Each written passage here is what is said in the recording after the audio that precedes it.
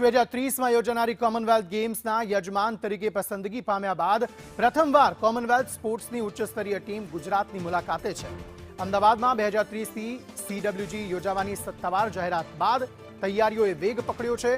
Commonwealth સ્પોર્ટ્સના પ્રમુખ doctor Donald રૂકેરે અને CEO KT સેડલેયરના નેતૃત્વમાં એક પ્રતિનિધિમંડળ 8 થી 11 એપ્રિલ દરમિયાન ગુજરાતના પ્રવાસે છે.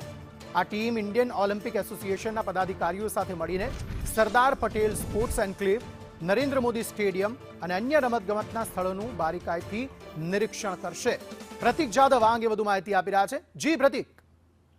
અંકિત, 2030માં જે કોમનવેલ્થ ગેમ્સ યોજાવા જઈ રહી છે ને આ ગેમ્સને લઈને હાલ તપાસ અને તૈયારીઓનો ધમધમાટ ચાલી રહ્યો છે ને તેના જ માટે કોમનવેલ્થ સ્પોર્ટ્સ માટેની ટીમ છે તે અહીંયા પહોંચી છે. ખાસ કરીને પ્રેસિડેન્ટ ડોનાલ્ડ રૂકરે અને તેમની અધ્યક્ષતામાં 5 સભ્યોની ટીમ છે તે ગુજરાત પહોંચી છે ને 8 થી 11 એપ્રિલ દરમિયાન આ ટીમ ગુજરાતમાં રહીને અલગ અલગ સ્થળોનું નિરીક્ષણ કરશે. આ સાથે જ જો વાત કરવામાં આવે તો IOA એટલે કે ઇન્ડિયન ઓલિમ્પિક એસોસિએશનના પદાધિકારીઓ પણ આ ટીમની સાથે રહેશે ને અલગ અલગ સ્થળો કે જ્યાં આગળ કોમનવેલ્થ ગેમ્સ યોજાવાની છે તે સ્થળો બતાવશે. શું વ્યવસ્થા કરવામાં આવી છે, કયા પ્રકારના ગ્રાઉન્ડ તૈયાર કરવામાં આવે છે, તમામ બાબત લઈને આ ટીમ છે તે નિરીક્ષણ કરશે અને ત્યારબાદ જો કોઈ સૂચન હશે તો તે IOA ના સભ્યોને આ સૂચનો આપશે ને તેના ઉપર અમલ કરવામાં આવશે. આભાર સમગ્ર માહિતી આપવા માટે.